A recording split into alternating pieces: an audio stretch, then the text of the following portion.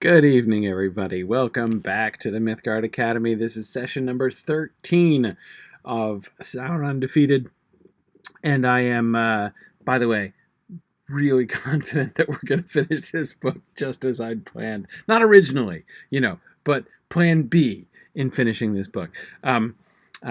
Tonight will totally be the penultimate session on the Notion Club papers, and then we'll do 3 sessions on the Drowning of Anduniae, and then we're good. I feel confident.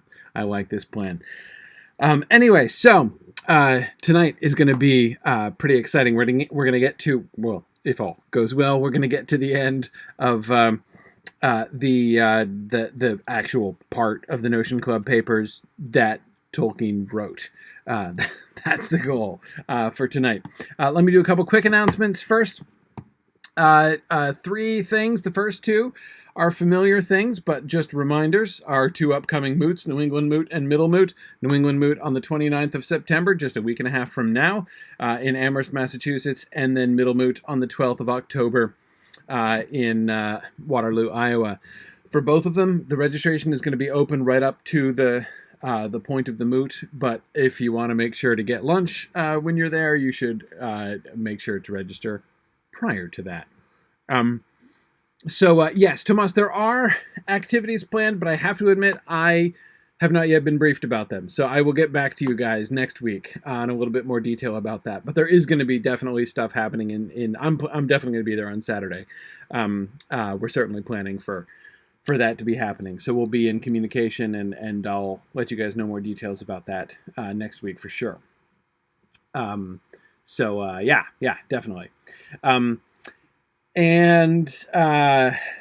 So those 2 things coming up. Our moots are coming upon us, but there is something coming upon us even sooner than either one of our moots, and that is the fall fundraising campaign. It is time for our, oh goodness, what is this, our 7th annual, I think? 7th annual fall fundraising campaign for Signum University.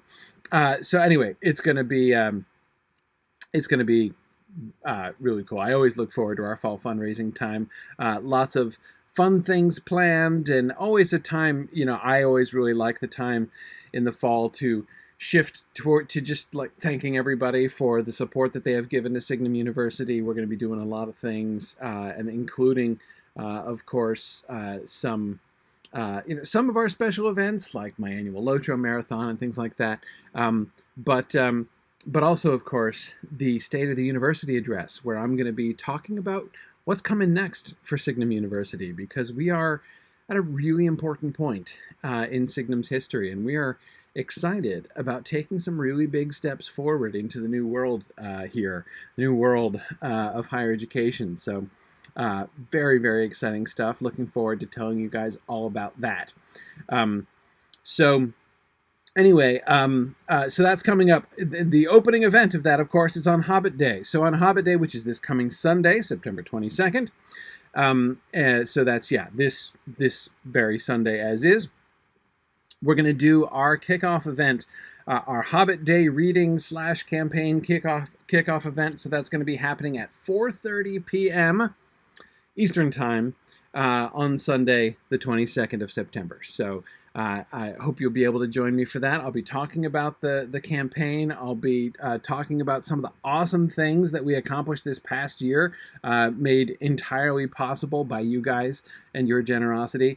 So I'll kind of do a little report on what you guys did, what you guys enabled us to accomplish this past year, because this past year was a really awesome year.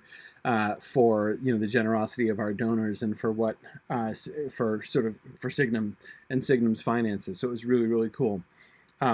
Anyway, so we're gonna I'm gonna be giving that, and then we're gonna do some readings and discussion. So I'm gonna do a Tolkien reading and then talk a little bit about that.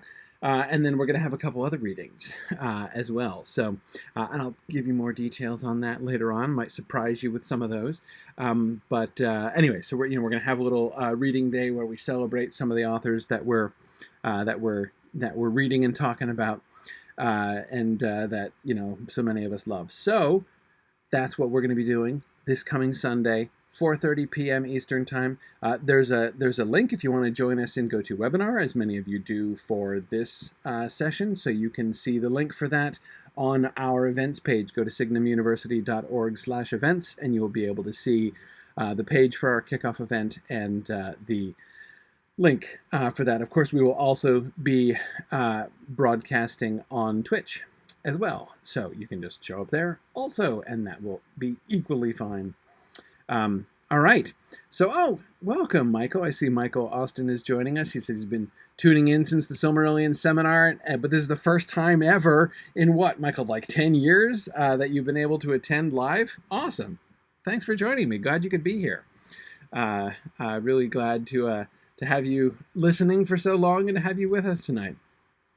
All right, so let us get back to this wonderful progress that we're going to make through the Notion Club papers tonight. And just to boost your confidence about how quickly we're going to be progressing through this story, I wanted to circle back and spend some more time talking about the poem that we discussed last time. Because in retrospect, I was really thinking that I didn't talk enough about the structure of this poem. I mean, the metrical structure. We talked about it a bit. It kind of came up and we were looking at some things and some regularities, but I was really struck by this again when I was going through the reading for tonight, and I had I'd almost forgotten actually that the later version of this poem, the version that was published about 10 years later, that Christopher included it after the notes at the end of the section. It was far enough removed that I had forgotten that it was in this volume. So I was I want to do some comparing and contrasting. So let's reread this. So we're just going to do this one stanza, though, in order to try to get a better handle on what Tolkien is doing here, because it's clearly more complicated than it sounds at first. You'll remember when we read this through last week, it sounded like the first, we've got these pairs of lines, right? A 4-beat line and a 3-beat line, which is a fairly common pattern in Tolkien's poetry. He really likes that pattern. What is essentially a 7-beat line, but it's not. I mean, he doesn't write it like that. 3-beat, 4-beat, 3-beat, 4-beat. So we were noticing that in the 4-beat line, the rhythm is much more irregular, and then it's much more regular in the 3-beat line. Of course, there's the end rhymes in the 3-beat lines. And we were noticing that tendency to internal rhyme in the lines above. And that's one of the things I want to focus on more and see if we can kind of make some observations about the rhythm a little bit more as well. So let's just read this stanza again. This is the stanza describing the volcanic peak of the Meneltarma that we see sticking up out of the sea. That St. Brendan saw sticking up out of the sea, I should say. Upreared from sea to cloud, then sheer a shoreless mountain stood. Its sides were black from the sullen tide to the red lining of its hood. No cloak of cloud, no lowering smoke, no looming storm of thunder in the world of men saw I ever unfurled like the pall that we passed under. We turned away, and we left astern the rumbling and the gloom. Then the smoking cloud asunder broke, and we saw that tower of doom. On its ashen head was a crown of red, where fires flamed and fell. Tall as a column in high heaven's hall, its feet were deep as hell. Grounded in chasms the water drowned and buried long ago, it stands, I ween, in forgotten lands, where the kings of kings lie low. Okay, so the thing that we should certainly notice about the pattern, and this is one of the primary things I was noticing when I went back to this, we talked about the thing that jumped out at us, and I'm totally forgetting which of you it was that was drawing attention to this and was leading the discussion on this last time. If you're here this week, remind me. But the line that we focused on first was, on its ashen head was a crown of red, where fires flamed and fell, as being very striking because it was the only one where the internal rhyme fell on the beat like that, right? On its ashen head was a crown of red. A very even tetrameter line with the internal rhyme falling cleanly on the fourth syllable and the eighth syllable, and that there aren't any other lines that sound like that, right? We've got upreared from sea to cloud then sheer. Its sides were black from the sullen tide. No cloak of cloud, no lowering smoke. In the world of men saw I ever unfurled. And so that, like, you can read this through without even really noticing that, without the internal minds really obtruding themselves on your notice, in the way that on its ashen head was a crown of red. Nobody could read that line and not notice the internal rhyme, right? Because the rhythmic structure, the way that the rhythm and the rhyme go together in that line make it very, very, very blatant, right? It's certainly highly noticeable. And we don't see that. Although, when you go through and look, you see, yes, that internal rhyming structure is there in every other line. So what's the pattern? What pattern do you see in the internal rhyme on the rest of the lines, not the ashen head and crown of red line? Well, what are the rhymes? Upreared, sheer. Sides, tide. Cloak, smoke. World, unfurled. Turned, astern. Smoke, broke. Head, red, as we saw. Tall, hall. Ground, drowned. Stands, lands. Right? So we see it in every single line. But of course we can see, as we look down through, it becomes more and more clear what the dominant pattern of those lines is, right? The reason that the on its ashen head was a crown of red line stands out is not principally because it's on the beat, right? It's principally because it's on a different beat, right? The overall pattern is that the rhymes frame those lines, right? They come at the beginning and at the end of the line, not in the middle and at the end, right? At the end of the first half line, as it were, and the end of the full line at the end. But wait, that's not quite enough, right? That happens once. Tall and hall. Tall is a column in high heaven's hall is first syllable, last syllable, internal rhyme, right? Grounded and drowned, there too. But with those two exceptions, I think those are the only two in which it's actually on syllable 1 and then again on syllable 8, right? Most of the time, what we see is not that. What we see is that the internal rhyme, the internal rhyming syllable, the first one, falls usually on syllable 2, sometimes syllable 3, but if it's syllable 3, it's kind of a cheating syllable 3. There's like an extra syllable. So upreared, second syllable. Its sides, second syllable. No cloak, second syllable. In the world, see, there's an example, right? In the world of men saw I ever unfurled. In the world of men saw I ever unfurled. World, men, ever furled. Those are the 4 stressed syllables there. So it's iambic, but there's a few extra syllables there. In the world, that's just extra, right? It's still on the first beat of the line. We turned, same thing, syllable 2, first beat. Then the smoking cloud asunder broke, same thing. Then the smoking cloud asunder broke. First beat, third syllable, first beat. On its ashen head was a crown of red. Second beat, you see. It's 4 syllables in. It's on the second beat of the line. Tall as a column in high heaven's hall, grounded in chasms, the water drowned. Again, both on very first syllable, but it's because those are like headless iambs, right? It stands, I ween, in forgotten lands.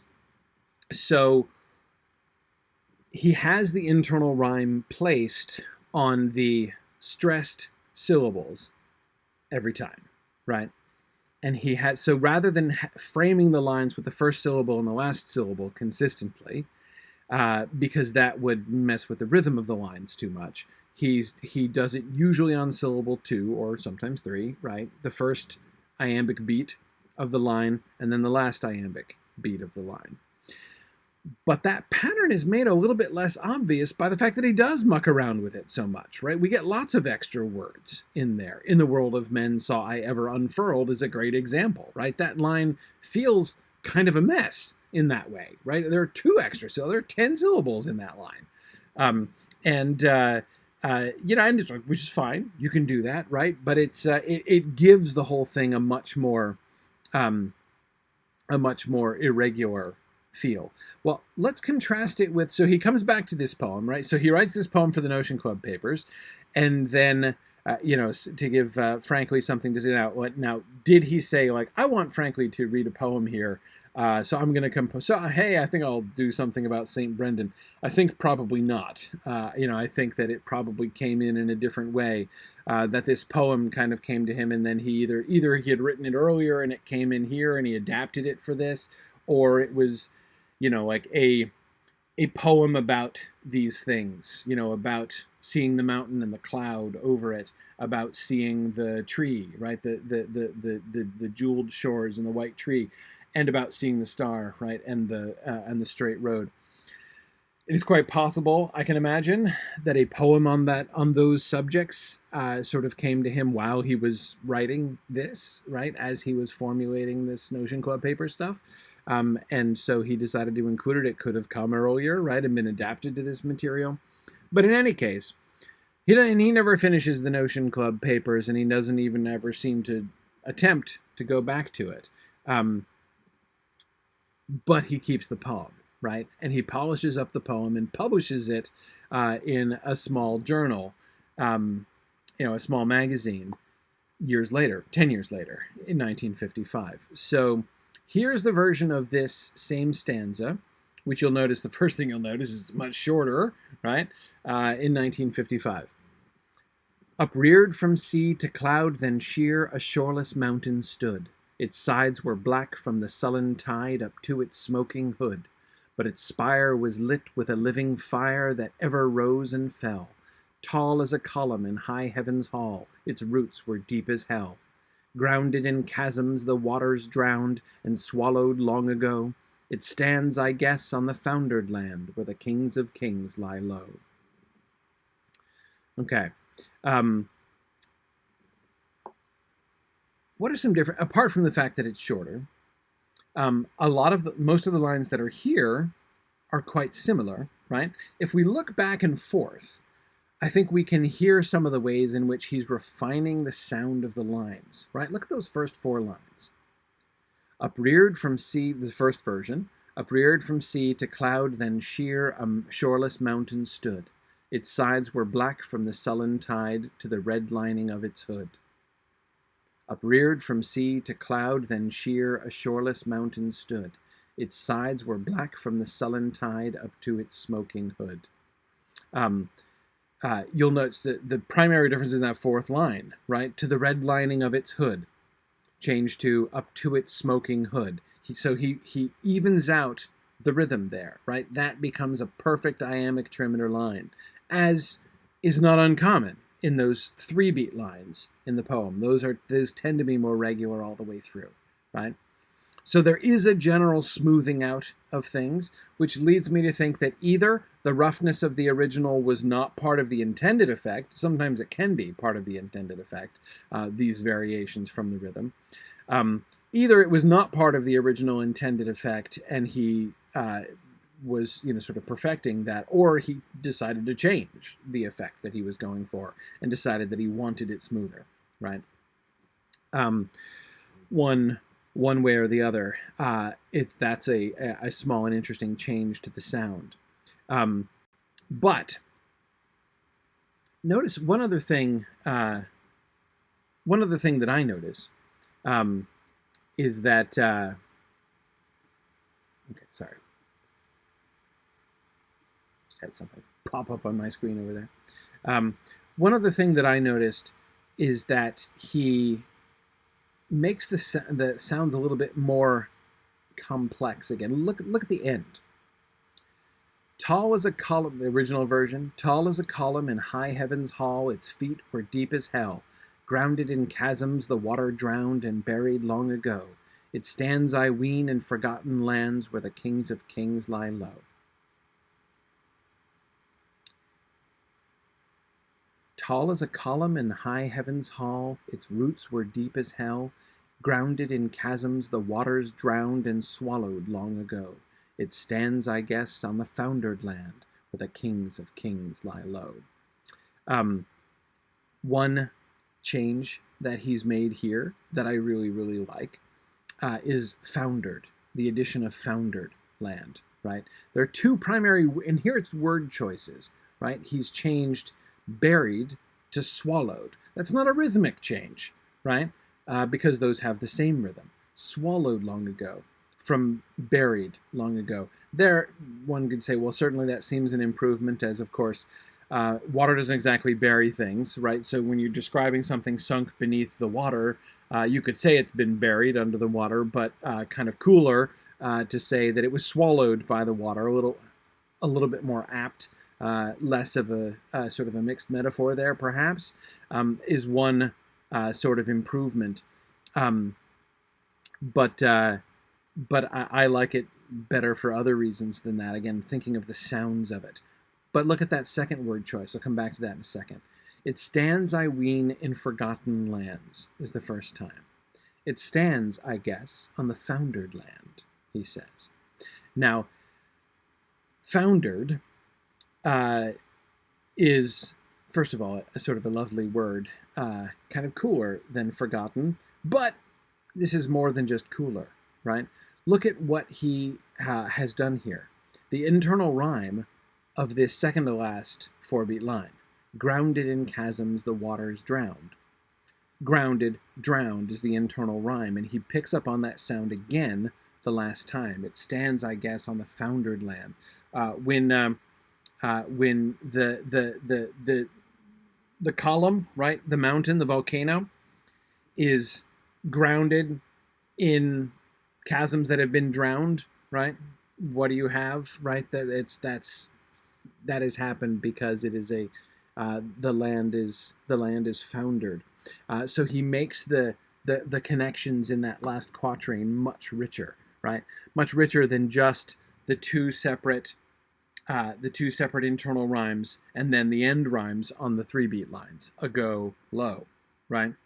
But more, by changing buried to swallowed, he not only improves the metaphorical structure, but he also echoes the sounds. And here, I'm thinking of so swallowed.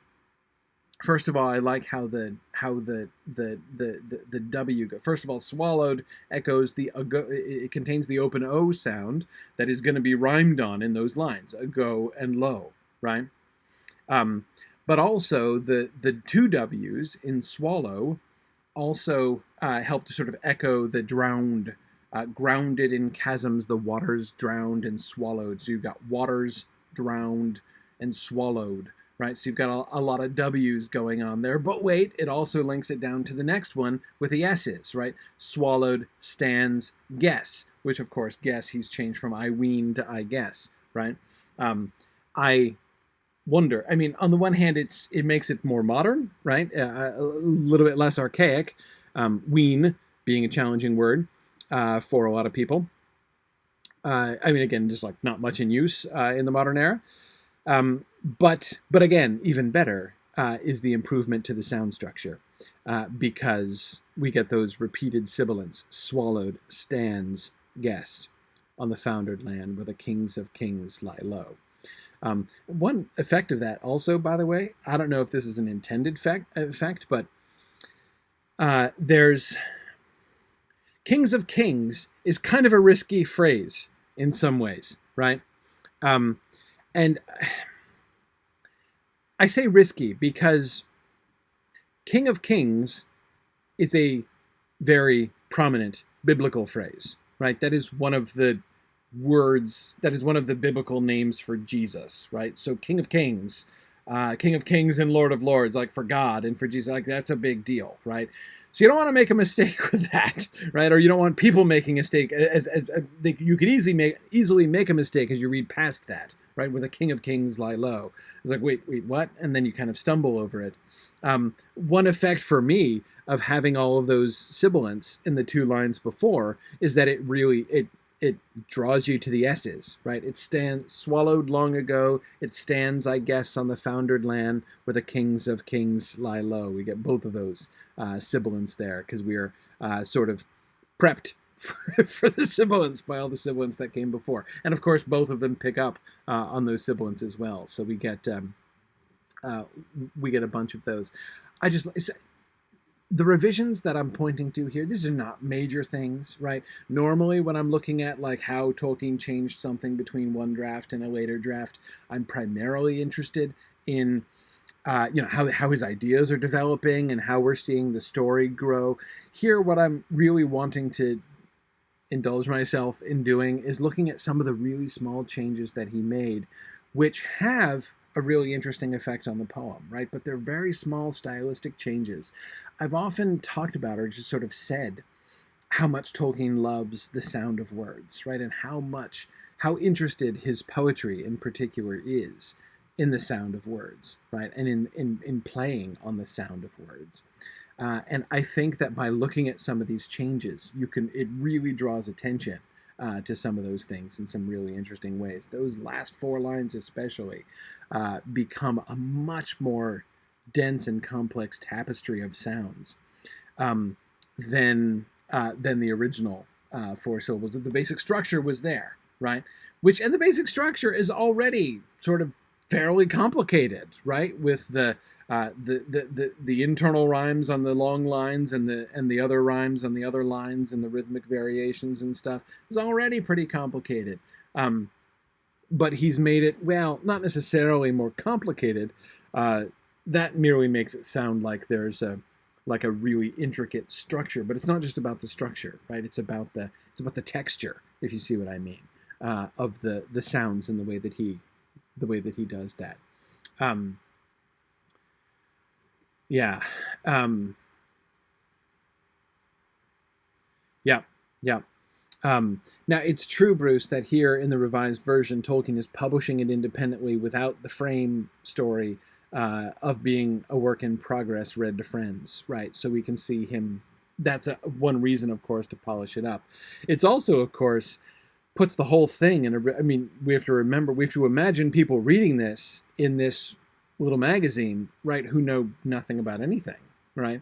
Who are not looking at this and being like, is this Taniquetil or the Mental Terma, right? That's just not the question that anyone who's reading this poem are going to be asking. Yeah, anyway. But looking at the... yeah, good. So, Bruce, you were thinking that maybe it's better for the original to sound sort of rougher because it was meant to be a work in progress read to the Notion Club. That's a really interesting idea. Would he have wanted to keep it rougher? To just, again, to recreate that sound, like this is the first draft of a poem? That's an interesting suggestion. It is true that is how it's framed in the story. So yeah, now that is interesting.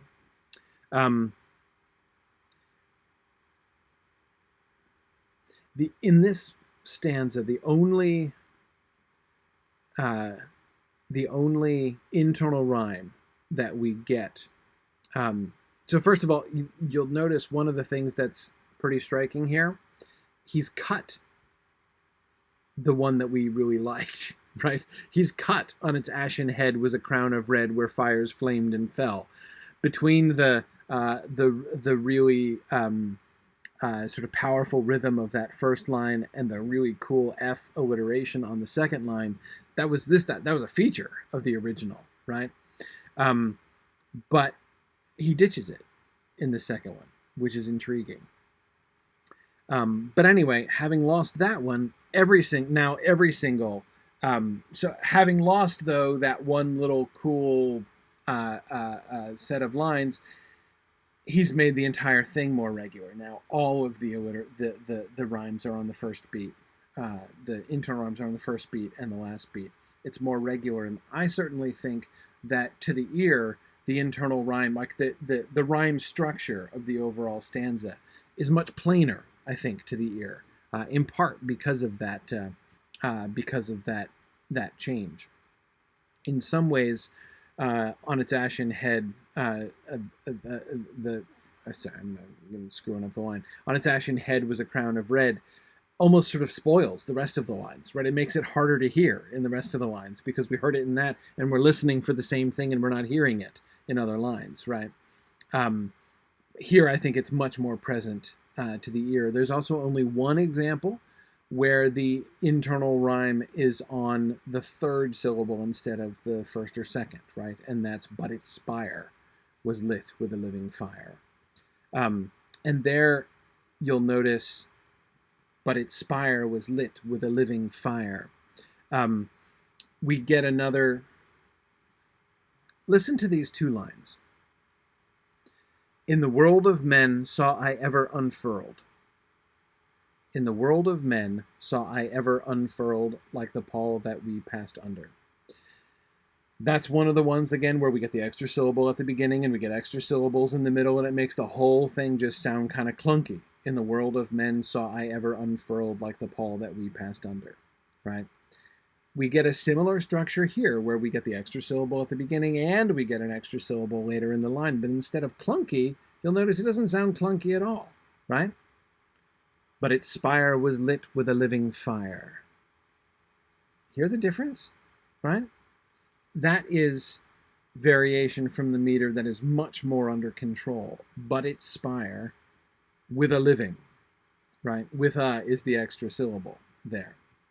He could have skipped it, right? You don't have to have the there. He could have just said, "but its spire was lit with living fire." In fact, theoretically, you could have skipped the "but." Now, the "but" matters, right? I mean, it contributes to the meaning. But still, if we cut it out, you could just say, "its spire was lit with living fire." And then you've got a perfect iambic line, right? But he doesn't do that. Whereas, again, what words do you cut out of this one? "In the world of men saw I ever unfurled." You can't. That line is just kind of overflowing, right? The thought that is behind that line just is not matching. It's not fitting the flow of that poem, right? In the new one, it is. "But its spire was lit with a living fire." The rhythm, it's a different rhythm, right? "Its sides were black from the sullen tide." Similar, right? "Upreared from sea to cloud, then sheer." That one is perfectly smooth, right? "Upreared from sea to cloud, then sheer. But its spire was lit with a living fire. Tall as a column in high heaven's hall." That one is a really interesting one. And that one is the same as the original. He clearly still liked that line. "Its roots were deep as hell." Anyhow, yeah, and Bruce, you're right. "Saw I ever unfurled" sounds clunky in like every way, right? Yeah, not just it's in rhythm and denotation, right? I mean, yeah, that's a tough phrase that does not flow, right? Yeah. Stephen is asking me about. He's just noticing. He's just been reading C.S. Lewis's unpublished The Dark Tower story, and saying he can't help but notice some similarities with an Ocean Club paper. Certainly in theme and concept, Stephen. There with the seeing the past and everything. There's a lot of similarities there. I don't remember the dates, Stephen. Somebody look that up. If anyone knows that or can find that, when was The Dark Tower written? If we know, I'm not even sure we know for sure. If we don't know for sure, if that's, I can't even remember that. But I can try to find out about that. Anyhow, thank you for indulging my desire to look at some of these things. I hope. I won't go on any longer. And I'm only doing these two stanzas, right? I just wanted to kind of touch on it and sort of show how this works. It's really neat to be able to put things side by side like this and look at some of these really small tweaks. It really, for me anyway, it really draws attention to the ways in which Tolkien is playing with language. And I find it a lot of fun. So thank you for indulging me. All right. Back to the story. So we were after Frankly reads his poem, which is, of course, not at all irrelevant to the larger discussion of Atlantis and Numenor. We then get back to the account of Loudham and Jeremy's trip when they left in the middle of the storm. Everyone thought they might have died in the storm, but they left in the middle of the storm, not like in their right minds, believing themselves to be Numenorians, right? They left the party and went out into the wild, and we haven't seen them in several months, and they come back, and they're telling us what they did. So this is while they were in Ireland. So they sail over to Ireland and are asking people about the storm. We both heard many tales of the huge waves high as hills coming in on the black night, and curiously enough, many of the tale-tellers agreed the greatest waves were like phantoms, or only half real, like shadows of mountains of dark, black, wicked water. Some rolled far inland, and yet did little damage before, well, disappearing, melting away. We were told of one that had rolled clean over the Aran Isles and passed up Galway Bay, and so on like a cloud, drowning the land in a ghostly flood like rippling mist, almost as far as Clonfert. And we came across one old man, a queer old fellow whose English was hardly intelligible, on the road not far from Logray. Sorry, I'm terrible at pronouncing Irish names. He was wild and ragged, but tall and rather impressive. He kept pointing westward and saying, as far as we could gather, it was out of the sea they came, as they came in the days before the days. He said that he had seen a tall black ship high on the crest of the great wave, with its masts down and the rags of black and yellow sails flapping on the deck, and great tall men standing on the high poop and wailing like the ghosts they were, and they were borne far inland and came, well, not a soul knows where they came. Okay. Tall ships and tall kings. Yeah, exactly. There aren't 3 times 3 of them, right? But we definitely, tall ships, check. Tall kings, check. Yeah, absolutely. So in this eruption into the primary world of the story of Numenor, right, which erupts as a great storm itself, breaking, or rather exploding in bursts across the British landscape here. The rising of the sea, which of course there was legitimately, right, the huge storm, but there were also these phantom waves. So it's not just that there was this manifestation in the primary world, right? That the energy of this myth being sort of being unleashed. As remember, Raymer cautioned that can have explosive effects even in the primary world. Its effect was not just to release a kind of sympathetic to the myth, right, or like resonant with the myth storm in the British Isles, but also to have these visions. And I don't know about you, but so these people are talking, like this guy that they talk to, right, speaks as if what he's seeing are ghosts, right? As if he's seeing ghosts, wailing like the ghosts they were, we're told, right? So they see a ghost wave, which is carrying on its top a ghost ship with tall ghosts standing on it and wailing, right? Except we know more than this, right? Perhaps, or maybe we should, thinking about Raymer's whole discussion and what we've learned from Loudon before. It seems that what they were seeing here is not a ghost, right? These are not ghosts in the sort of classic or traditional sense. They were seeing the past, right? Again, the myth, the Atlantis myth was, well, I was about to say leaking through, but leaking, of course, is not at all the verb to fit the impact that the myth has when it comes into contact with modern, or indeed future England, right? Future to them, past to us, 1987. But anyway, okay, so it's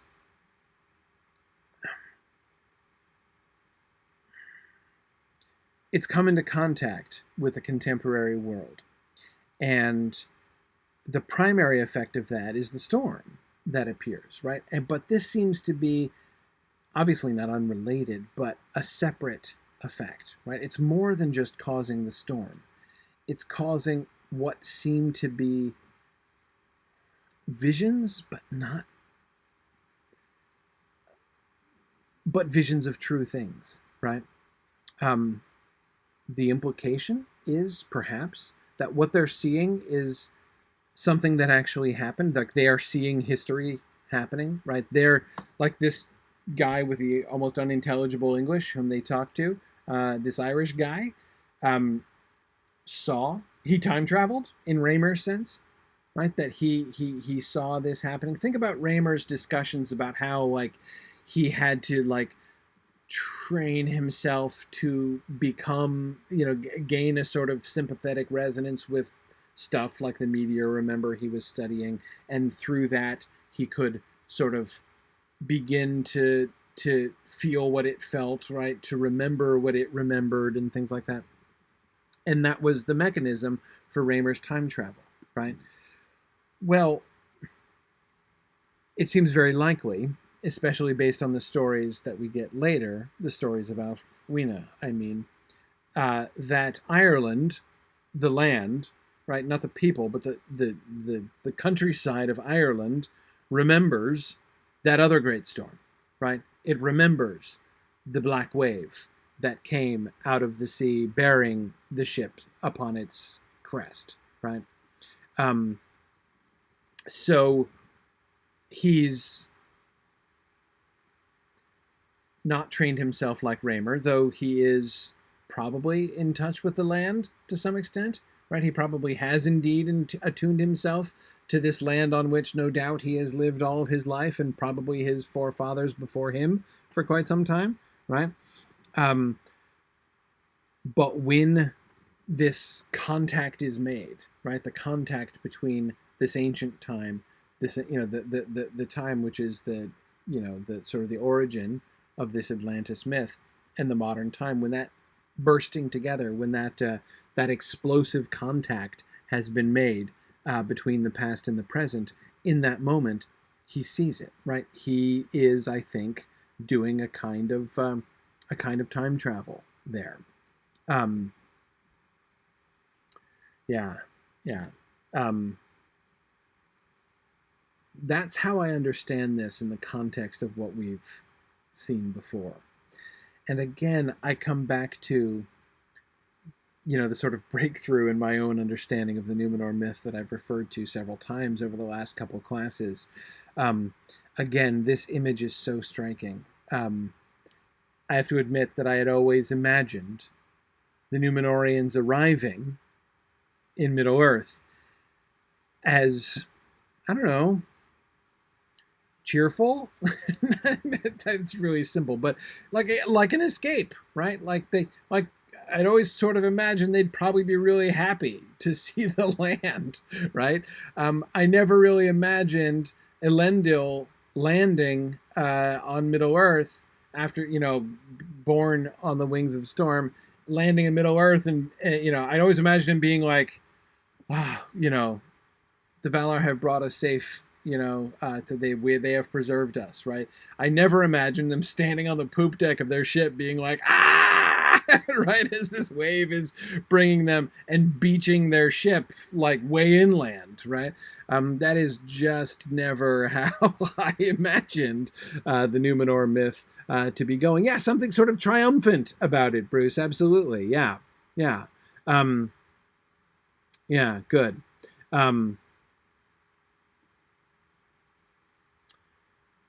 Yes. Now, it's certainly true, Carrie. They were refugees of a beautiful place landing in wild emptiness. And in that way, I would think that, it would be somber, right? Sort of sobering. But Carrie, I always imagine that is their second reaction, right? Like the first reaction, like, okay, thanks for sparing us. Glad we're alive. That was great, right? I mean, in much more suitably epic terms than that. But that's kind of always the response that I'd imagined. But this is beyond just like, well, this is kind of a come down, right? This is very, very, very striking, right? The idea that this wave is bearing them, and again, the singular wave, right? There was the fluted wave, Raymer's recurring dream, which we know also to be Tolkien's recurring dream, which will eventually become Faramir's recurring dream, right? The wave which sweeps across Numenor. And, with that image, which of course I knew first is Faramir's dream, with that image of the wave swallowing up the land, it's a very striking image, right? And especially as a kind of crystallization of the destruction of Numenor, right? The wave comes across the land, so the land sinks and stuff, and the world becomes round. Lots of big, huge, tectonic size things are happening here, tectonic and beyond. But that image of the wave coming across the land is a great little encapsulation of the drowning of Numenor, right? How I'd always thought of it. But the idea that wave is, in a sense, sort of primarily the wave that is, it's sweeping across Numenor on its way to pick up the exiles and carry them along, right? They are being born on the wave of wrath, right? The wave of wrath, which is itself, pushing and removing them from Numenor and throwing them onto, Carrie, as you say, this wild, empty, desolate place. There's really less of, thankful deliverance in that than ever I thought. And again, this image just really sort of solidifies it. Even the ideas of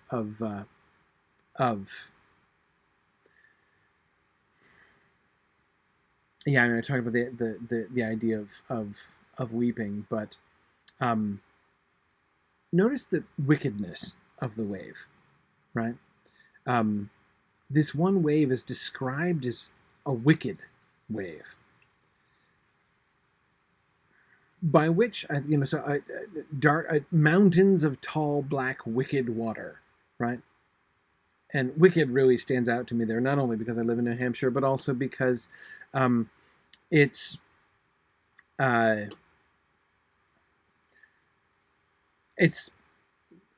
everything else is just a description of what they saw, right? Shadows of mountains of dark, black, wicked water, right?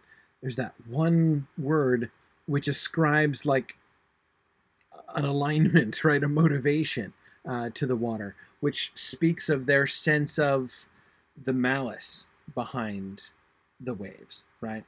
And I suspect what they're actually perceiving is wrath, right? The anger. There is, in a sense, malice behind it. It is not a wave that is. This is not a wave that is bringing anybody good. Yeah.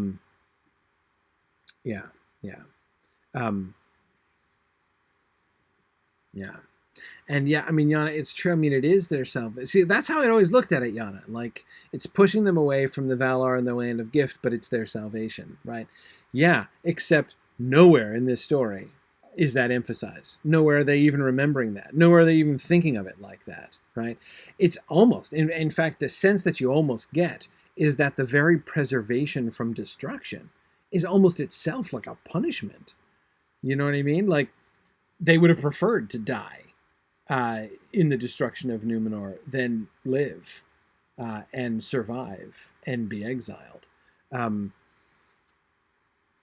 don't want to lean on that too heavily, but again, I can't think of a single note.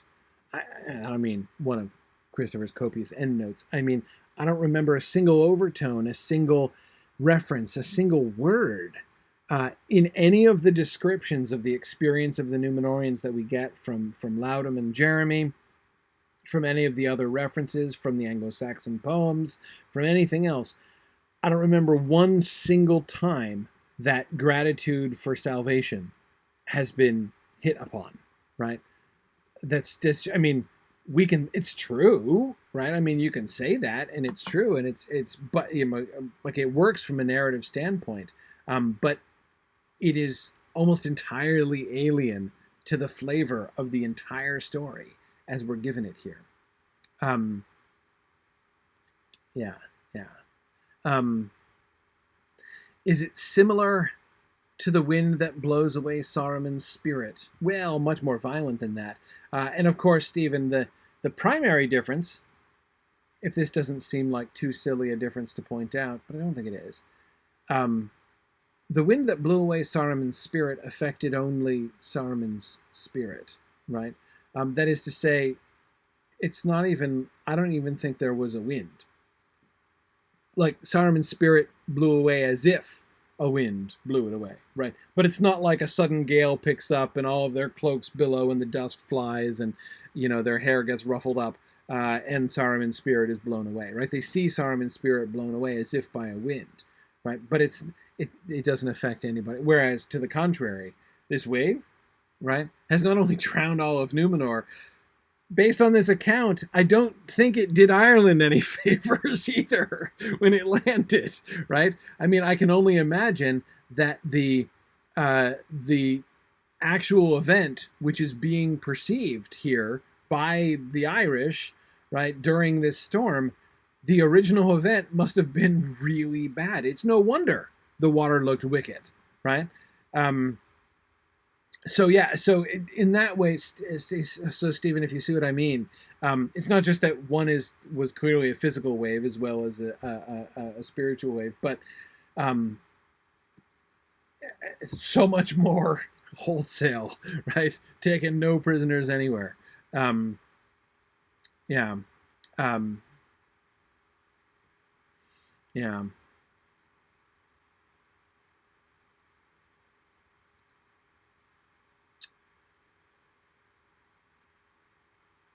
Yeah. Oh, and I agree, Carrie. I am sure Ireland would have looked very dark and desolate to the Numenorian exiles when they landed far inland on top of a mountain, right, where they were deposited.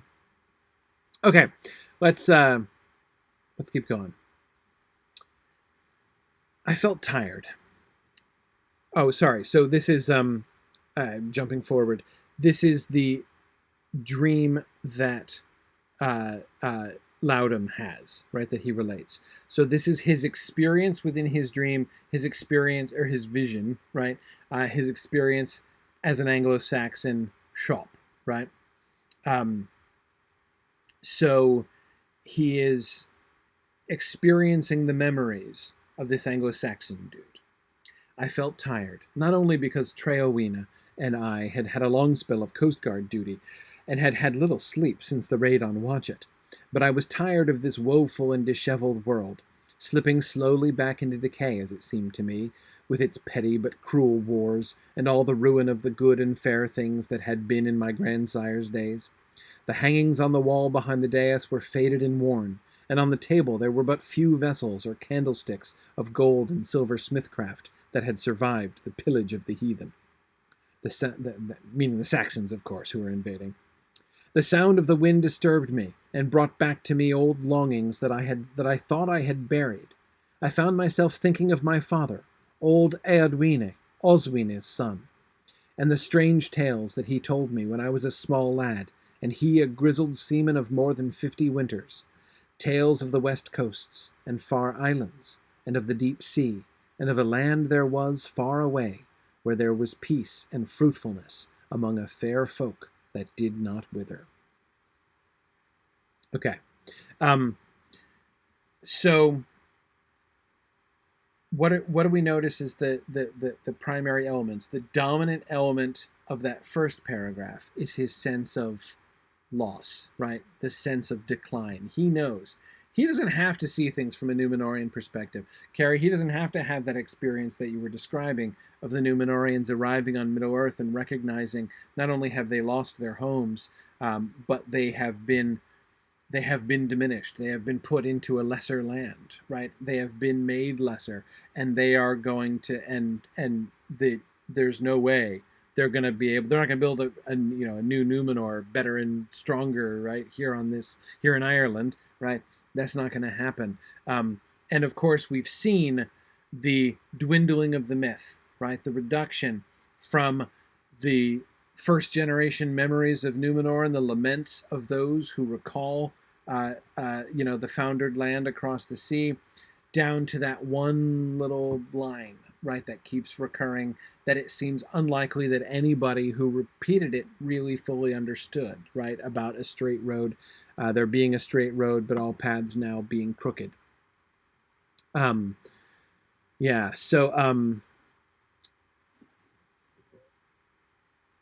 This we see, but again, you don't have to have that big view of the situation to be painfully aware of the fact that things are in a downward spire in Middle-earth, right? That is Aelfwine's primary recognition here, right? Even in his own lifetime, things have gone downhill, and certainly from his grandsire's days, things have gone downhill, right? The awareness that there used to be greater things about their culture, and that their culture is getting lesser and lesser and smaller, and all the ruin of the good and fair things that had been, right? Just petty and cruel wars. There's nothing left. So that's one element that we see in Aelfwine's story. The other is the sea longing, right? And we can see the repetitions, right? We have Aelfwine, son of Eadwine, right? Son of Oswine. We have the stories of the seafarers that head to the west, far islands, the deep sea, and one mythic memory. A land there was far away where there was peace and fruitfulness among a fair folk that did not wither. Now here's the interesting thing. That is not a memory of Numenor, I think. That seems to be a memory. It sounds like it might be a memory of Numenor, right? That has been passed down and almost lost and sort of only very dimly recalled now. But instead, I think it's Elvenhome. Yes, I think it's St. Brendan's Island, Tomas, exactly. Not only because of the use of the phrase fair folk, but the lack of withering. Now you can say people live so much longer in Numenor, you can imagine how that might have come down to make them immortal, in the memories of later men. But I don't think so. I think it's Elvenhome that they're remembering. So that what we're seeing here is not just the fact that we're lamenting for Numenor and we're remembering Numenor, the memory of that which is beyond Numenor, right? The memory of the true West, the memory of Tolaresia and of Valinor beyond is also something that's being handed down to, the Anglo-Saxons, right? That is being handed down to the ancient Britons, and will be, of course, transmitted in some of those snatches that we see later on, or that we earlier saw from a later historical period. Okay, let's keep going. I had been in Ireland more than once, and wherever I went I sought tales of the great sea, and what lay out upon it, or beyond, if haply it had any further shore. Folk had not much to tell for certain, but there was talk of one Malduin, who had sailed to new lands, and of the holy Brendan, and others. And some there were who said that there had been a land of men away west in long days of yore, but that it had been cast down, and those that escaped had come to Iru, so they called Ireland, in their ships, and their descendants lived on there, and in other lands about the shores of Garsedge, that is the Great Sea. But they dwindled and forgot, and naught now was left of them but a wild strain in the blood of men of the West. And you will know those that have it by the sea longing that is on them, they said, and it is many that it draws out west to their death, or to never come back among living men. Or to come never back among living men. Okay, so we do have, you'll notice here, a distinct memory. This is the memory of Numenor, right? So that there was a land in the west, and there were men who came from that land. That land was drowned, right? but some people, it was cast down specifically, right? And there were those that had escaped and come to Ireland. And what's their legacy, right? How can you tell one of those who has the blood of the men of the West in his veins? The sea longing, right? But again, thinking back to what we saw about Aelfwine's own sea longing, which is of course suggestive under the circumstances, is that his longing is not for Numenor. It's for the West. It's for Elvenhome, right? To discover that land that his grandsire spoke of, right? So the longing for Numenor has faded, and it's not to recover the lost glory of their ancestors or to return to that which, their ancestors had or anything like that, right? It's no return to that or rediscovery of that or anything like that. That's not what lies on them, right? In the later versions, later after the first generations of the Numenorians and stuff, right? In the later generations, what we see is what has been transferred is the longing for the West, right? That Numenor is the seed that the Numenorians have transmitted. A vague memory that Numenor did exist, but again, you'll notice how, comparatively unimportant that seems to be, right? Notice nobody attaches any attention to that land itself, right? There's nothing special about them, like the men of the West. Those who have the blood of the men of the West is not, they're not taller, stronger, more handsome, right? Better in any way, mystical in any sense, right? There's no sense that like they were the kings among men, the lordly men, right? And those who are their descendants. They're not like, something else we've seen lots of times in Tolkien, like a Noldor living among green elves, or they're not like Falahides among stores or something like that. That is not associated with the new, which we might have expected, right? We might have expected them to say something like, "Oh, you can always tell somebody who's descended from those men of the West because he's a foot and a half taller than everybody else," right? There's nothing like that, right? The natural leaders and kings among men. Again, that kind of thing we see in Tolkien stories in many other places, like with the Falahides among the hobbits, right? As I said, but that's not what we get here. The blood of Numenor is only the transmitter of the love for the West. So notice how these two things are coming together, right?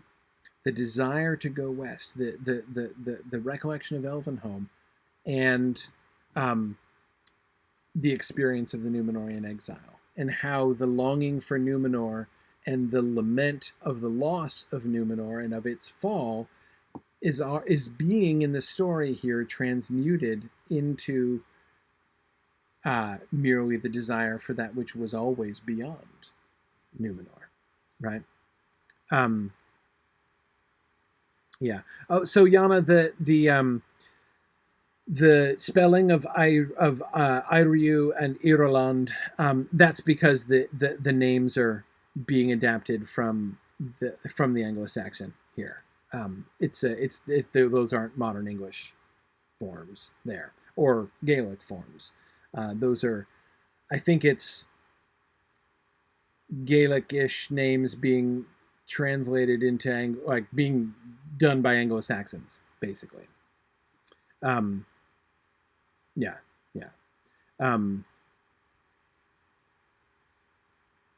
Sort of transliterated, kind of. Yeah, some kind of combination. Yeah. All right, let's keep going. Oop, yep. Okay. So then they come before the Thane, right? And Treowina sings a song. And he sings a song of King Sheev, the story of King Sheev. Now, Tolkien does not give this story in verse. He doesn't give it in alliterative verse as Treowina would have sung it. Instead, he gives a prose synopsis of it. this is important and interesting because he's already written an alliterative version of this, right? First of all, even if we didn't know that, we would, I anyway, would be a little bit surprised, because I certainly wouldn't think that he would be, that, the Tolkien that we know and love would not be uh, shy about putting his hand to writing an alliterative version of this in verse, right? It seems like just the kind of thing that he would do, and in fact, we know that he did do it. You can find that in The Lost Road, Volume 5, I'm pretty sure, of the history of Middle-earth, and we've talked about that. We talked about the verse version. Now, in his notes, Christopher Tolkien explains that he says in the Lost Road volume that this prose version he thought was written at the same time, that Tolkien wrote, for some reason, wrote a poetic version and then he wrote a prose synopsis of the same thing. And he says here that he now thinks he was wrong when he said that, right? And that the prose version was written during this time. It was written for the Notion Club papers specifically. So Tolkien had we know, again, did he have the poem of St. Brendan sitting around and he decided to integrate it? Maybe not. We don't really know that. But we know for a fact that he had King Sheev sitting around, right, in verse. But he decides not to incorporate that. He decides that he's going to do a prose synopsis of it. Is it because, why is that? I have no idea, right? We can imagine some reasons. Is it because he's just had a long poem, the St. Brendan poem put in there not too long ago, and doesn't want to overload, because Tolkien is super cautious about overloading his readers with poetry, right? That's one possibility we can't rule out. That doesn't seem hugely plausible, but maybe. Could it be that he wanted to place emphasis on wanted to make sure people weren't missing the story, missing the narrative, really emphasizing the narrative elements? So let's look at these narrative elements and see what we notice here. In days of yore, out of deep ocean, to the Longobards, in the land dwelling that of old they held in the isles of the north, a ship came sailing, shining timbered, without oar of mast, eastward floating. Notice that this is technically, of course, in prose, but notice that the flow and the rhythm of it is very like alliterative verse, and there is a not insignificant quantity of alliteration sprinkled through. Unsurprising, because again, we know he is working straight from an alliterative poem here already written, and that he's very likely to be actively working to keep the feeling of that original. So we might be reading it in prose, but he would like to give us at least a touch of the experience of actually hearing it. Another thing occurs to me here too. Is he also thinking about being true to the frame? Remember what Raymer said, right? Raymer said that when you have a vision like this, like if someone is speaking in Anglo-Saxon, you don't hear the Anglo-Saxon, right? You hear it translated, and your mind translates it, right? Is that why we get King Sheev in prose here? Because it was translated into prose in Loudon's mind. He couldn't have recalled the actual poetic meter, right? Because he's just, what he gets is the sense of the narrative, right? But it does at least still retain the flavor, right, of the original. Anyway, let me start again. Without interrupting myself. In days of yore, out of deep ocean to the Longobards, in the land dwelling that of old they held in the isles of the north, a ship came sailing, shining timbered, without oar of mast, oar or mast, eastward floating. The sun behind it, sinking westward with flame, kindled the fallow water. Wind was wakened. Over the world's margin, clouds grey helmed climbed slowly up, wings unfolding wide and looming as mighty eagles moving onward to eastern earth, omens bearing.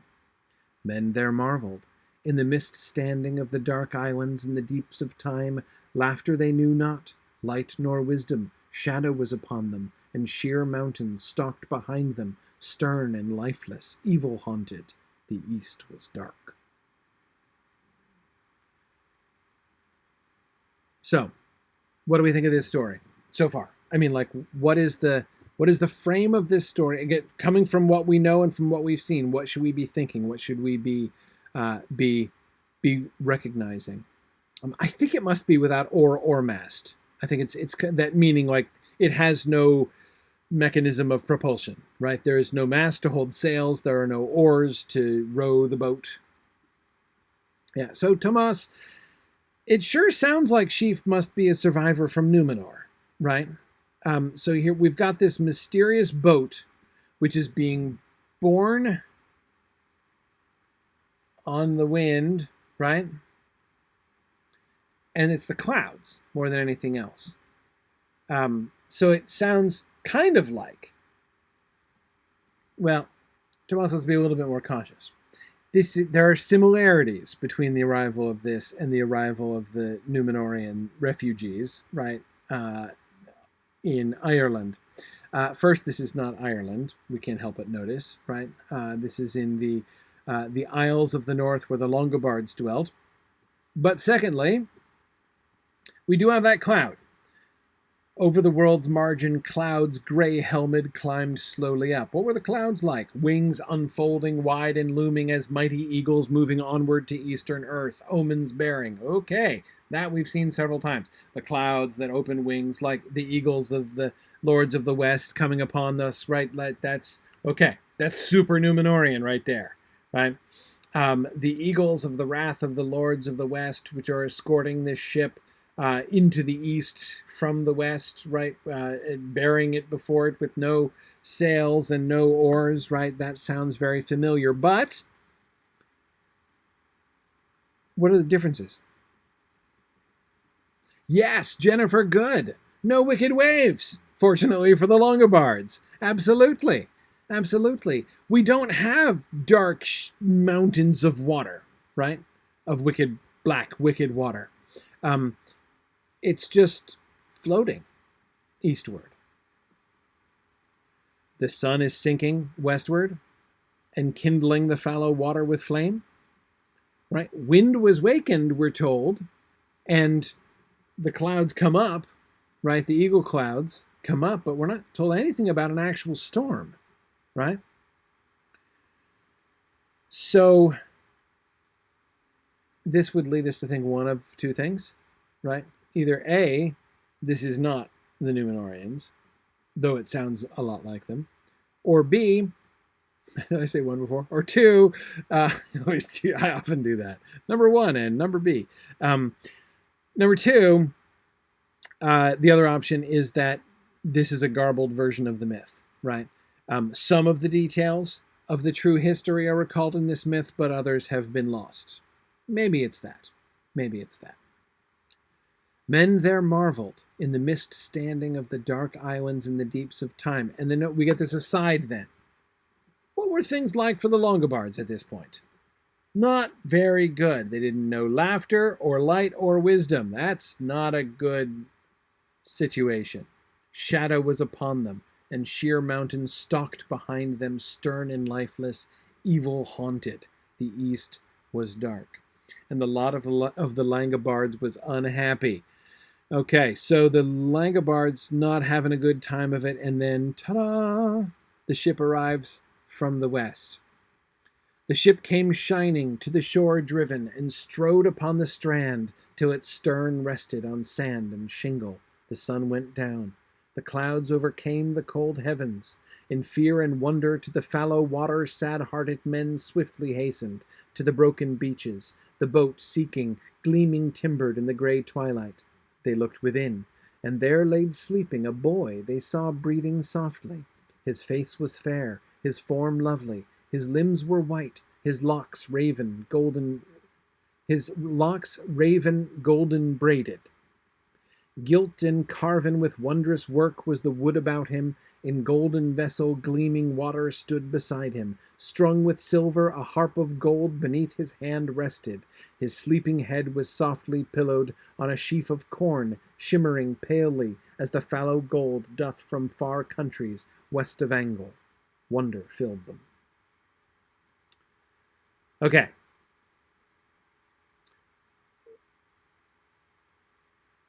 The ship does come reasonably far inland, right? Its stern is resting on sand and shingle, so it doesn't just like bump up gently against the beach, right? And the prow of it just kind of hit up on the sand. No, the whole stern is resting, so it comes pretty far in, right, until its stern is resting on sand and shingle, but it's not like it's being deposited 3 miles inland either, right, borne up on any wicked waves. They seek, notice the immediate contrast of light, right? We're told about the darkness and the shadows of this land, right? And the sad-hearted men swiftly hasten down to the broken beaches. And why? Because they're seeking the gleaming timbered, the boat seeking gleaming timbered in the gray twilight, right? The boat is full of light, right? It's gleaming in the gloaming right away. And what do we see? Oh, the gold, right? The wonder, gilt and carven with wondrous work was the wood about him, right? So much gold. So he's got black hair, right? His locks raven are golden braided. So I believe that means that strands of gold are woven in with his hair, right, in his braids. So he's got gold within his black braids because his hair is black, but he's got gold worked in there. He's got a golden harp with silver strings beneath his hand. He's got his head pillowed on a sheaf of corn shimmering palely, which is, as Kit says, of course, this is not corn like corn on the cob. This is a sheaf of wheat that his head is lying on. Corn being a very generic English word, which just means grain or kernel, right? Like any piece of grain is called corn. Yeah, so exactly. Yeah, corn does not equal maize. Yeah, not at all. Not at all. Okay, so he's got a golden wheat beneath his head, which shimmers palely, right? The gold in the twilight, presumably, as the fallow gold doth from far countries west of Angol. We've got the water, the gleaming water, right? So we've got all this gold and silver imagery. It is certainly something totally alien to this dark and unhappy land that he has landed on, right? So, okay, so what's our current theories now? Numenorian, you think? Probably. Land of plenty, right? Land of peace, hence the harp and not a weapon, right? Of obvious wealth, right? Gold and silver absolutely everywhere, woven into his hair, for crying out loud.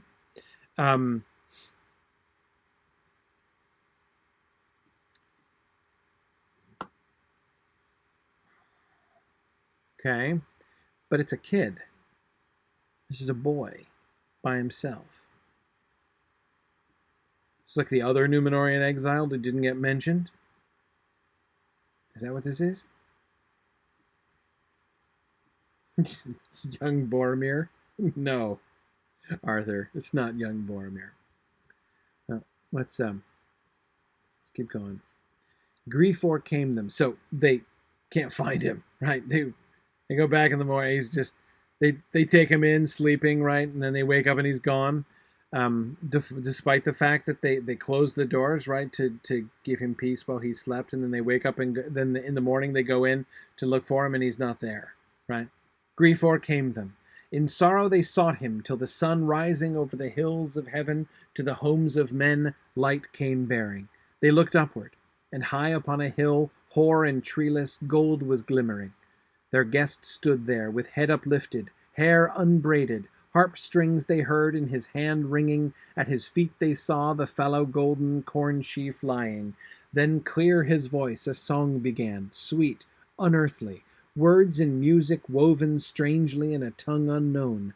Trees stood silent, and men unmoving, marveling, hearkened. Middle-earth had known for many ages neither song nor singer. No sight so fair had eyes of mortal since the earth was young, seen when waking in that sad country long forsaken. No lord they had, no king nor council, but the cold terror that dwelt in the desert, the dark shadow that haunted the hills and the boar forest. Dread was their master. Dark and silent, long years forlorn, lonely waited the Hall of Kings, house forsaken without fire or food. First paragraph first. What do we think about this guest now? What do we think about the kid?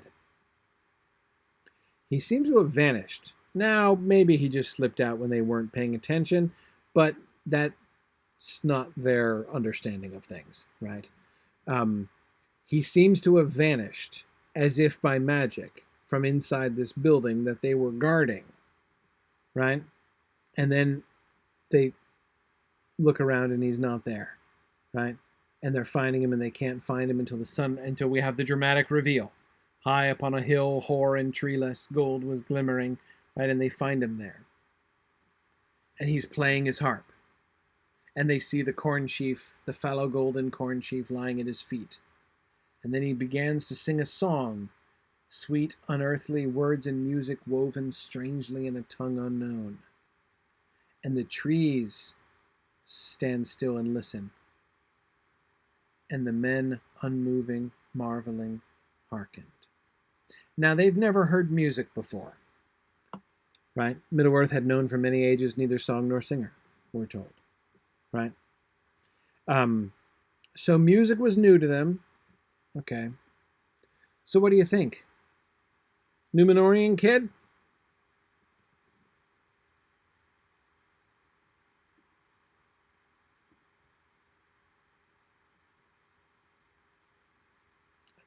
It seems like you'd think he'd have to be, right? What's the alternative?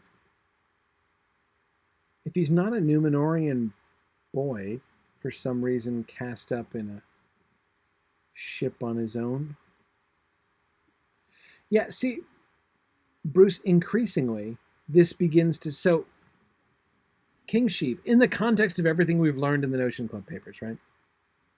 At first, the story of King Sheev sounds like a Númenorian story, right? Or like maybe a garbled version of the story of the Númenorian landing. And it's still possible that it could be something like that, right?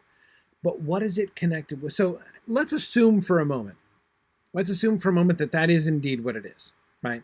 That it's a garbled Númenorian myth, garbled by these, because these people don't know anything, right? No lord they had, no king nor council, but the cold terror that dwelt in the forest. So these poor people have never heard music before and who have just dwelt with the cold terror in the desert, right? Having no company but the dark shadows that haunt the hills and the boar forest. Dread was their master, right? So these poor unhappy people have never heard music before. Like this experience they're having, this is amazing, right? So they are coming into contact with a culture far beyond theirs, right? And not just beyond theirs, but alien to theirs, different from theirs. And they're being shown things that they never imagined before. But in a sense, their whole culture has been waiting for this, right? It's not just that they were a dark culture that had never seen the light. They were waiting for the light, right? Dark and silent, long years forlorn, lonely waited the Hall of Kings. Hall of Kings is the subject of that sentence. The Hall of Kings has been waiting, lonely and forlorn for long years, dark and silent. Right? That's the syntax of that sentence. House forsaken without fire or food. No one's lived there, but it's there. There's like a Hall of Kings, at least a metaphorical Hall of Kings, right? There hasn't been any king for ever so long, but there's a Hall of Kings. They're waiting for a king, right? So there is this sense of destiny that is put onto this version of the story, right? And here, the foundling boy on the ship from the sea fits into this like a key in a lock, right? Like a hand in a glove. So it begins to sound like a sort of quasi-allegorical myth, right? A quasi-allegorical myth of what happened when the Númenorians arrived, right? Like this isn't literal. This story isn't literal, right? Even the way that the darkness and the dread and everything, like this country sounds really, really, really sad, right? extremely sad, exaggeratedly sad, even indeed, right? Um, so yeah, I think that is likely um, what we're seeing here. That this is again a sort of an abstracted, sort of semi-allegorized version of the unenlightened lands before the Numenorians came.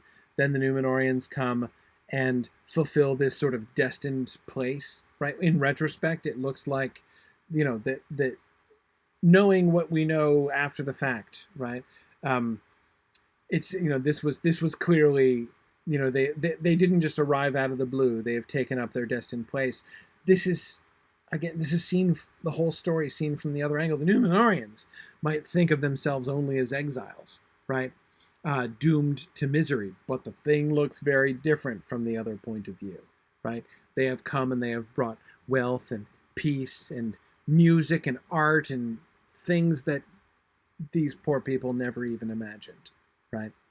The Numenorians are being made both happier and more both happier and more um, you know well, gracious, than the Numenorians probably were. They probably were not in a great mood when they landed, right? Maybe not even enormously friendly right off the bat, right? But again, the primary emphasis is on, and again, remember the context right before. Remember the things that Aelfwine is thinking, right? Aelfwine is thinking about how, like, oh man, things are going straight to the dogs, right? Things are going swiftly downhill. In like 2 generations, we've already lost so much. But this story, this song that Aelfwine sings, contains the memory of the one catastrophic reversal of that, right? When things used to be bad and then wham, they got way, way better, like overnight. When all of a sudden the Numenorians show up and whoo, that's where we got all these things, right? And from there, of course, it's the decline that Aelfwine is now near the tail end of, right? But it gives the whole thing a sense, Bruce, it does sound almost like a story where, like, the gods have come among us, right? That's the tone of the story. And James, I too was thinking, if this story is a literal story, right? I mean, if we're supposed to understand that this story is historical and not a sort of allegorized myth, right? If we're to understand this story as historical, James, I'm going with elf over Numenorian every time, right? That I could believe, that for some reason an elf child ends up washed up on the beach, right? And a lot of the things that are the descriptions that are given of him, no sight so fair had eyes of mortal. Anyway, a lot of this sounds like it could be an elf who comes among them, and his lineage goes on. I mean, that's a not unknown story, I think. But I'm more inclined to think of this as sort of allegorical. But again, James, I think it's important and relevant because that glimpse of the land. Notice again what's missing. As a Numenorian story, what's missing? Any sense that the land this dude came from is lost, right? It's not that just he's been misplaced, right? Like this boat washes up with this perfectly serviceable child in it, and no one is saying like, well, is there somebody we're looking for this kid, right? Is this kid on milk cartons somewhere else out in the west to sea, right? No. And there's not even any sense that like, oh, well, it's too bad that his island sank into the sea, but he's here now, so that's cool. There's no sense of the loss of Numenor. That doesn't enter into this. It doesn't seem to enter in this story at all. We've not gotten the faintest glimpse of it. Instead, what we have is this idea that this kid came from somewhere, and where he came from is amazing, right? He came from this magical, immortal land of light and wealth and beauty. Is that Numenor, or is that Valinor, right? Is it Elvenhome? We saw already that the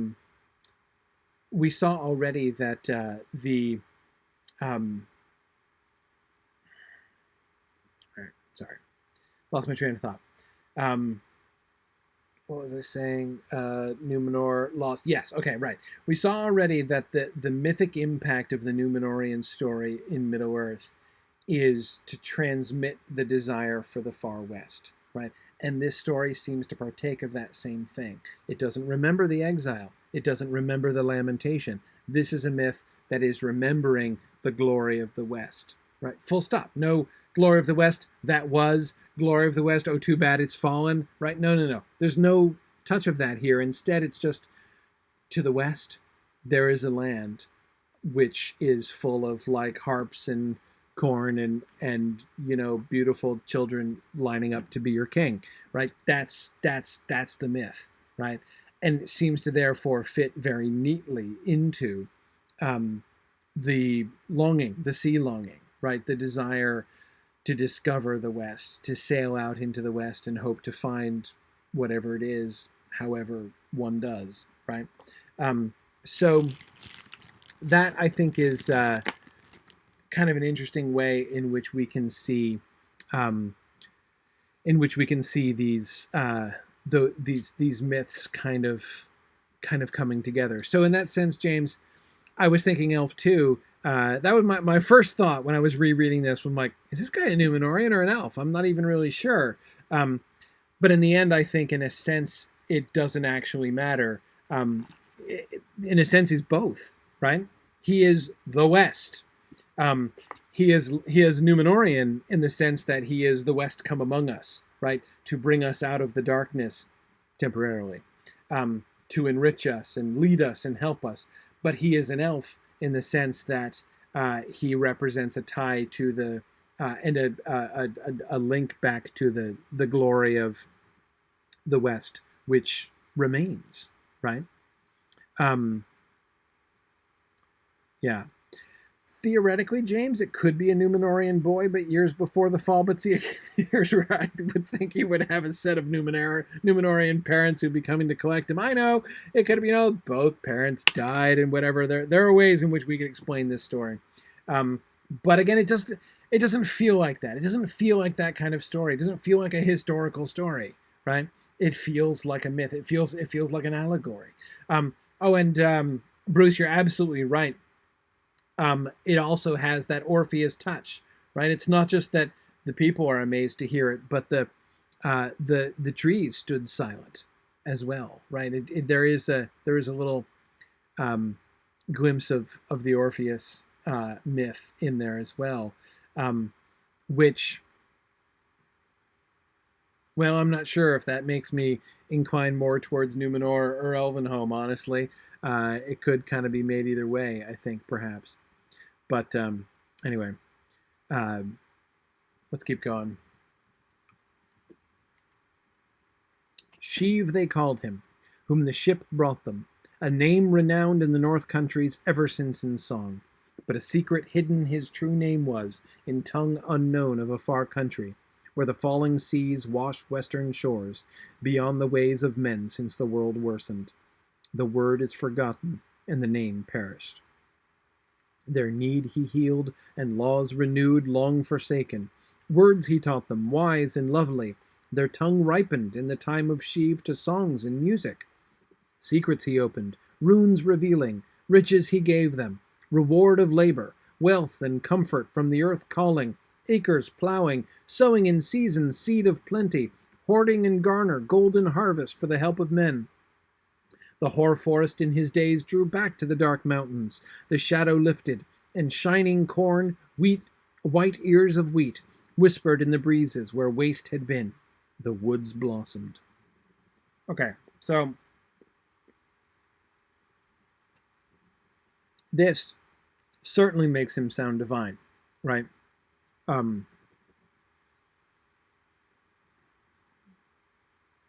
Certainly makes him sound divine. The two things that I would pair together, my two primary pieces of evidence, if I wanted to try to prove that this was a sort of an allegorical myth rather than even a garbled version of a historical account, is this passage in the description of the darkness of the land beforehand, right? The people the Longobards were a little bit too miserable to be historical, right? I mean, again, it sounded very much like an abstraction, right? And this, I don't care whether he's an elf or a man, he's a boy, right? Um, seriously, does he seriously know, like advanced agricultural technology to teach them? Right? Do they teach that in kindergarten back in Numenor? I mean, maybe. Can't absolutely rule that out, I suppose. Um, but that seems a little much to ask, I think. Um, uh, how does he renew long forsaken laws? How did he know what the laws were? I mean, again, do they also teach jurisprudence in Numenorean kindergartens? I mean, again, to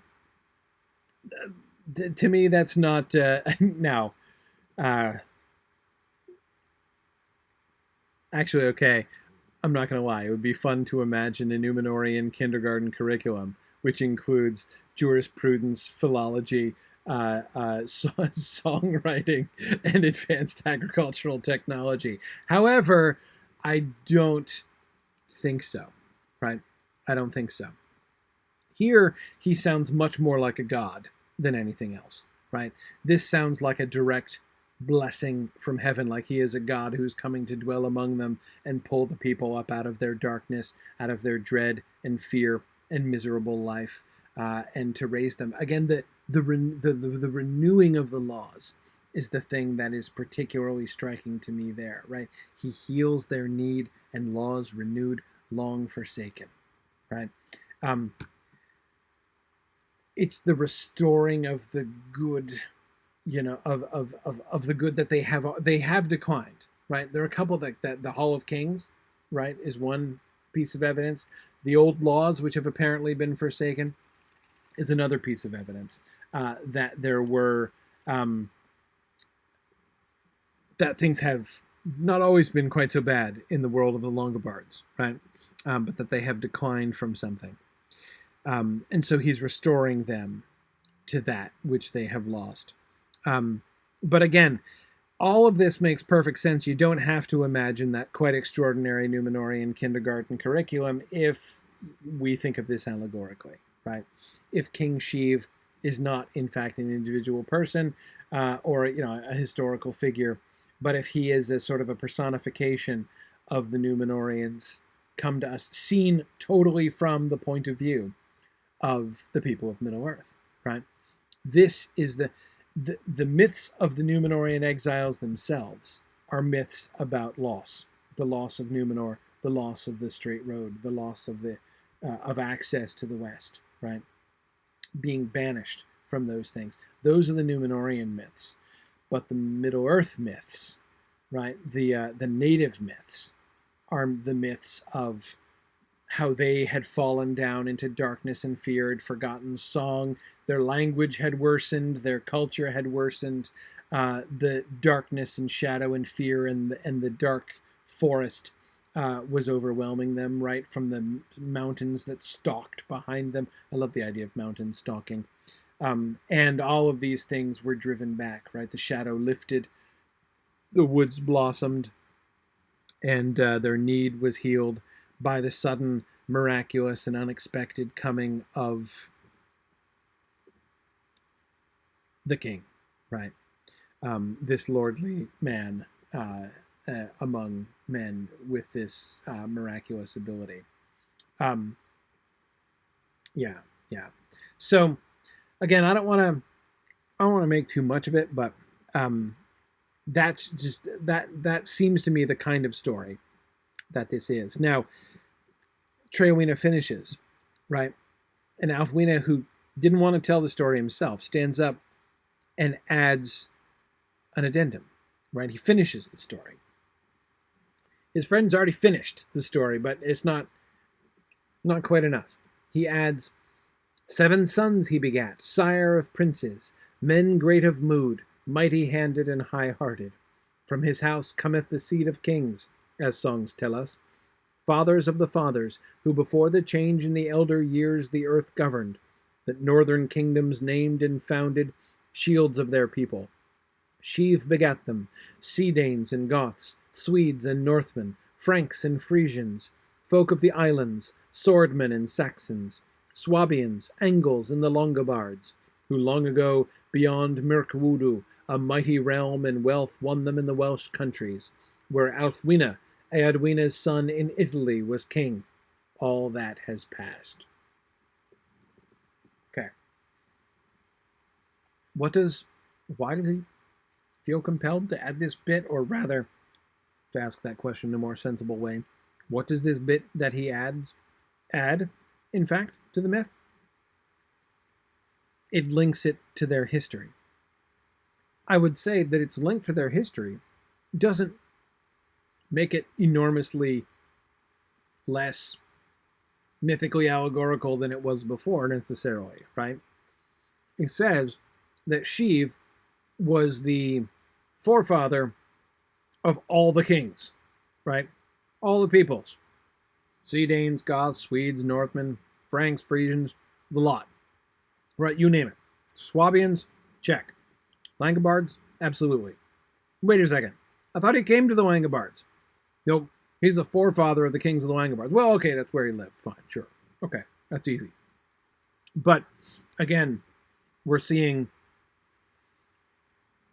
So all of the kings are descendants of King Sheev. Okay? Again, that historical claim does not seem to me to be like, oh, and this is how we know that King Sheev was a real individual person, right? But rather, this is our history, right? Our modern history. We are connecting our modern world to this mythic story, right? It's not just a story, and we are descended from this. We, who are in rapid decline, remember, Aelfwine began by pointing out, we have all benefited from King Sheev, right? From that which came across the sea and blessed all of us, and all of us are descended from it. All of us have been blessed by it. The sire of princes, men of great mood, mighty-handed and high-hearted. The descendants of King Sheev have gone on to become leaders all over the place, right? That blessing has filtered down to all modern lands, not just one especially, but all of them, right? But it's all past, right? Everything, all of the glory that we have. He's like using the myth to contextualize both their history and, in a sense, their futures, right? All that has passed. The decline has come. The darkness is returning, right? The shadows are back. Yeah.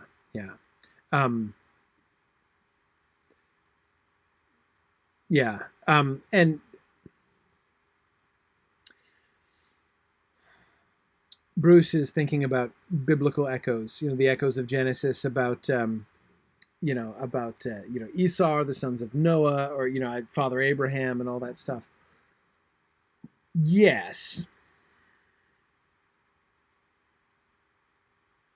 I don't know that I could explain it easily, Bruce. But biblical parallels, it might be generally apt here, but isn't, I don't know, feel right. For the one hand, Tomas, as you point out, it's not all peoples, it's all the Germanic peoples, right? Yes, that is to say, this has a very Germanic feel to it, right? Not so it's sort of parallel to the Genesis stories in those ways, right? That you can kind of do a King Sheev is to the Germanic peoples as Abraham is to the Jews sort of analogy, right? But I'm not sure. I'm not sure that in the end that it's a helpful parallel. I mean, it is a parallel, but I'm not sure that it's a helpful parallel. Anyway, "And there I think I must end for tonight," said Loudon, with a sudden change of tone and voice that startled us. So he's just been telling his story. And he's been speaking as Aelfwine, because he experienced things from Aelfwine. He was Aelfwine in his vision, right? And he's telling the story from Aelfwine's perspective.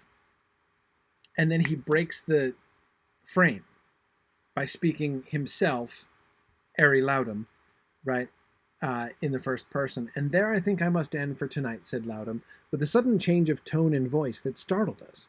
We jumped like men waked suddenly from a dream. It seemed as if one man had vanished and another had sprung up in his place, so vividly had he presented Aelfwine to us as he spoke. Quite plainly I had seen him standing there, a man very like Eri, but not the same, rather taller and less thick, and looking older and greyer, though by his account he was just Eri's age, it seemed. I had seen the glittering of his eyes as he looked round and strode out. The hall and the faces I saw in a blur behind him, and Treowine was only a dim shadow against the flicker of far candles as he spoke of King Sheev, but I heard the wind rushing above all the words. "Next meeting, Treowine and I will go on again, if you want any more of this," said Loudon. "Aelfwine's tale is nearly done, and after that we shall flit more quickly, for we shall pass further and further away from what Stainer would call history, in which old Aelfwine really walked, at least for the most part, I guess." Okay. So notice I keep referring to our Notion Club Papers discussions in exploring the Lord of the Rings over the last 2 weeks, especially last night, because last night we were talking about the passage right before the Eärendil Was a Mariner poem begins in the Hall of Fire, and Frodo is experiencing Elvish song, and he becomes enchanted. And the way that that's described sounds very Raymer-ish to me. The experience that he has reminds me a lot of some of Raymer's experiences. And of course, they have a thing in common, right? Both in the Notion Club paper. Remember, they were explicitly talking about fairy and drama, right? Jeremy made the link to fairy and drama explicitly when Raymer was explaining that sense of enchantment, that art taken to the logical extreme so that it doesn't just help you to imagine the story in your own mind. It actually makes the story, enacts the story around you, as Raymer says, happens in your dreams, right? You yourself can create fairy and drama in your dreams. And it can happen in communication with others. You can be part of somebody else's story. That's kind of what time travel and space travel is like, right? So on the one hand,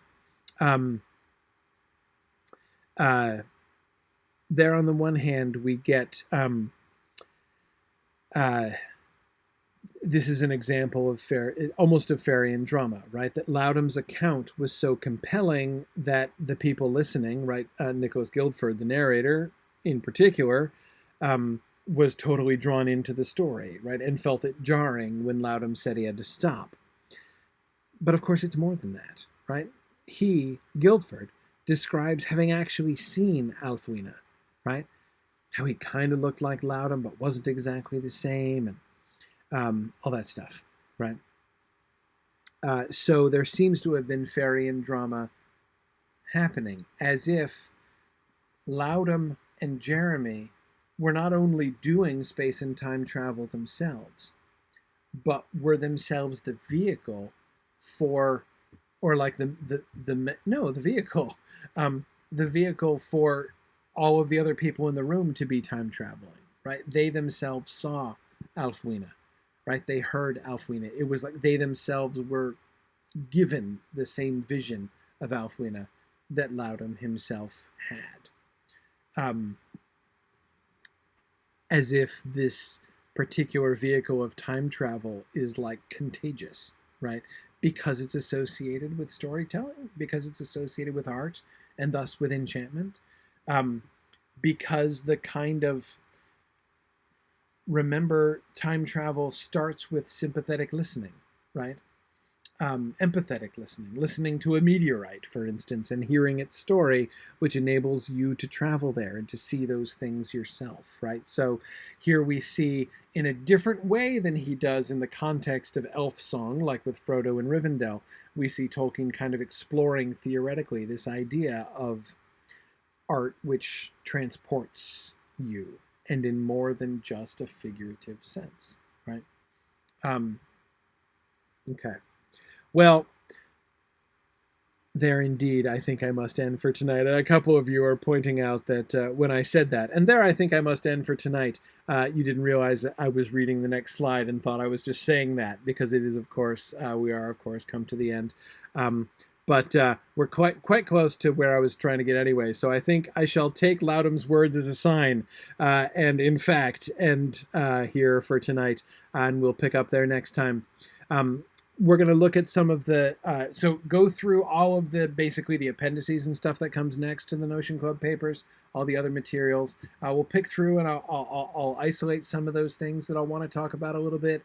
Certainly I'm interested, as you would guess, in the projections that Tolkien gave of where he thought the story was going after that. I would also urge you, because there's going to be a bunch of the epilogue, sort of quasi-epilogue materials that are quasi-appendix materials that I might, there's a bunch of it I might not go over in detail in class next time. So I would strongly encourage you, bring questions or send me questions by email for next time. Olson@signumu.org, Corey.olson@signumu.org, I should say. Corey.olson@signumu.org. Send me questions that you would like, things you would like to talk about for next time. We may end up with some extra time there. I'm not going to go on and start the Drowning of Anadune next time. We're going to finish the Notion Club papers. But if we have extra time, and especially if I see that several of you are interested in